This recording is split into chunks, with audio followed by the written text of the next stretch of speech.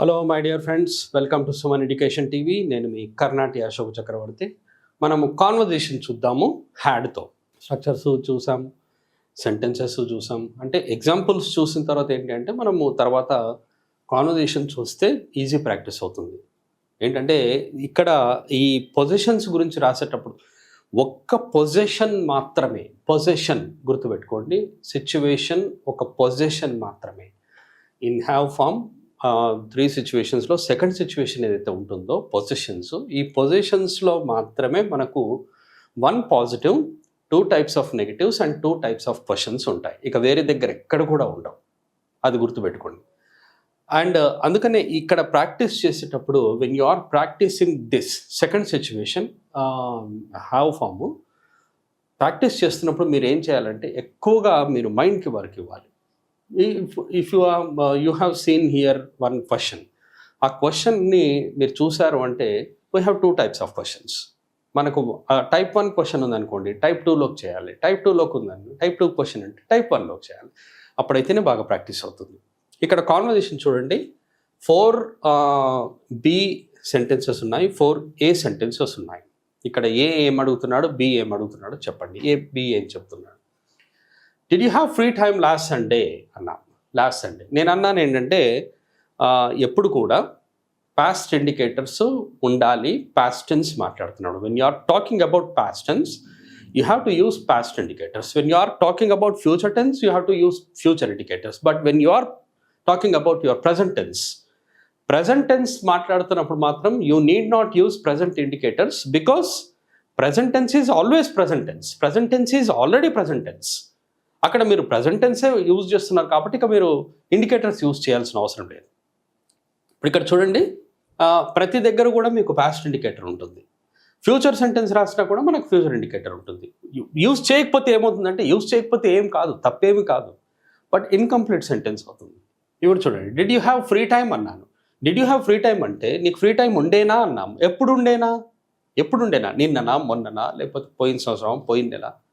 అలా అడగడం కోసం కంప్లీట్ చేయడం కోసం అని మనం యూస్ చేస్తాం. Did you have free time last Sunday అన్నాం. నీకు పోయిన సండే ఫ్రీ టైం ఉండేనా? పోయిన సండే అని అర్థం. No I didn't have free time last Sunday. లేదు, లాస్ట్ సండే నా దగ్గర ఫ్రీ టైం లేకుండే అని అర్థం. ఓకే, నెక్స్ట్ సెంటెన్స్ వచ్చేసి did your grandfather have any land in your village. మీ గ్రాండ్ ఫాదర్కి ఏమైనా ల్యాండ్ ఉండేనా అని అడుగుతున్నాం. మీ గ్రాండ్ ఫాదర్కి ఏమన్నా ల్యాండ్ ఉండేనా అని. Yeah, my grandfather had 10 acre land in our village. అవును, మా గ్రాండ్ ఫాదర్కి 10 acres ల్యాండ్ ఉండే. ఏది? గతంలో. ఇక్కడ చూడండి, ఇన్ అవర్ విలేజ్ అని. ఇక్కడ ఆల్రెడీ మనము పాస్ట్ టెన్స్ డిడ్ అన్నాం కాబట్టి మనం ఇక్కడ ఇండికేటర్ ఏమి యూజ్ చేయలేదు. ఇక ఒకవేళ యూజ్ చేయాలనుకోండి, చూడండి, did your grandfather have any land in your village అన్నాం. ఇక్కడ కూడా ఇన్కంప్లీటే అనిపిస్తుంది మనకి. మీరు అన్నారనుకోండి, did your grandfather have any land in your village 10 years back. ఒక 10 సంవత్సరాల క్రితం ఉండేనా అని యూజ్ చేయొచ్చు. Yeah, my grandfather had 10 acre land in our village 5 years back. అవును, 5 years బ్యాక్ మా గ్రాండ్ ఫాదర్కి ల్యాండ్ ఉండే అని. Who had 2 factories in city last year. ఇక్కడ చూడండి, లాస్ట్ ఇయర్ పోయిన సంవత్సరము 2 factories ఉండే కదా, ఎవరికి ఉండే అని అర్థం. ఇక్కడ who had 2 factories in city last year. సిటీలో 2 factories ఎవరికి ఉండే అని, పోయిన సంవత్సరం. ఇక్కడ ఆన్సర్ ఏం చెప్తున్నాడంటే my uncle had 2 factories in city last year. ఎవరికి ఉండే ఫ్యాక్టరీస్? మా అంకుల్కి ఉండే అని.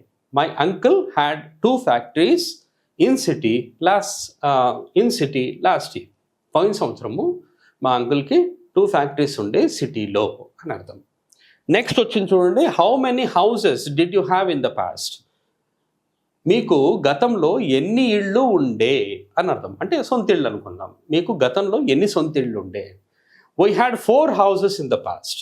మాకు గతంలో 4 సొంత ఇళ్ళు ఉండే అని అర్థం. ఓన్ హౌసెస్ అని రాసుకోవచ్చు, ఏం ప్రాబ్లం లేదు. How many own houses did you have in the past. మీకు గతంలో ఎన్ని సొంత ఇళ్ళు ఉండే అని.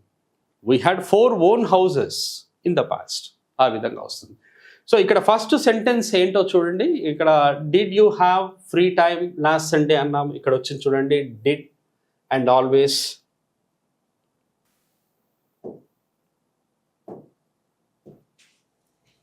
డిడ్ వచ్చింది, did and then have.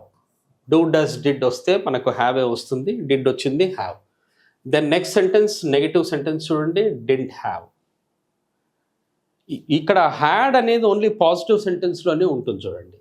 And then did, then have. మనము సింగులర్ ప్లూరల్తో యూస్ చేయొచ్చు హ్యాడ్ కానీ డిడ్ కానీ.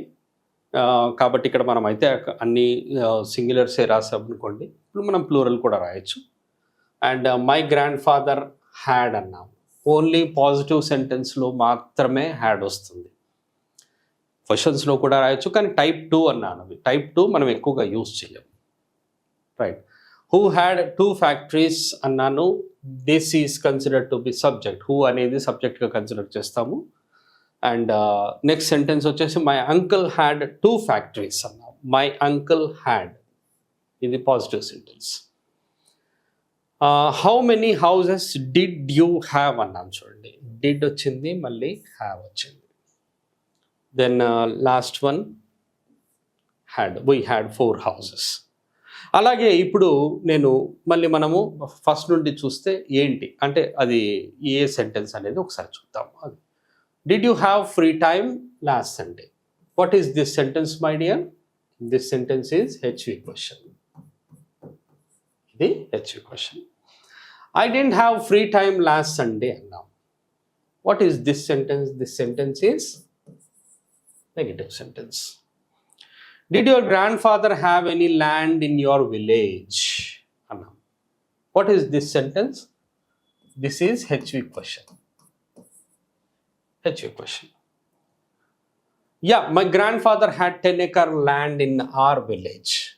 This is positive sentence. This is positive sentence.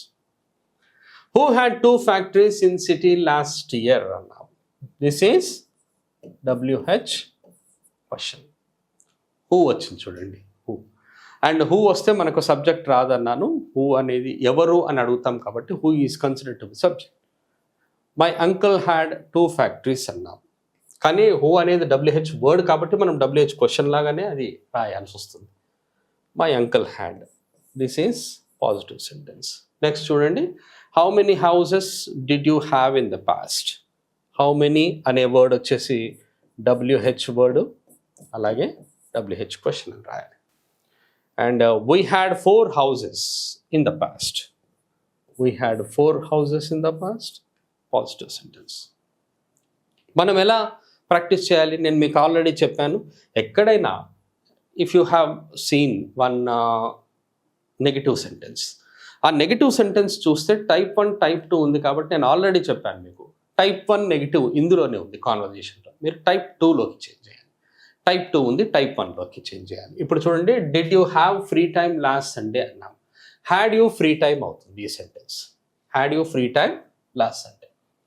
I didn't have free time last Sunday ఉంది. ఇది you can use this in another way and that becomes I had no free time అవుతుంది. I had no free time. Did your grandfather have అన్నాం. Had your grandfather any land.